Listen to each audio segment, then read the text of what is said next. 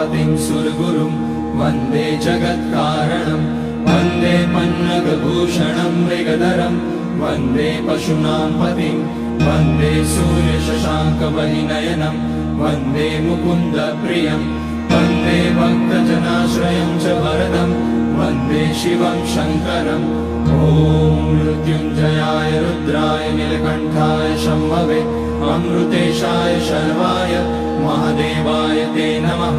नमस्तेस्तु भगवन् विश्वेश्वराय महादेवाय त्र्यम्बकाय त्रिपुरान्तकाय त्रिकाग्निकालाय कालाग्निरुद्राय नीलकण्ठाय मृत्युञ्जयाय सर्वेश्वराय सदाशिवाय श्रीमान् महादेवाय नमः। ॐ नमः शम्भवाय च मयोभवाय च नमः शङ्कराय च मयस्कराय च।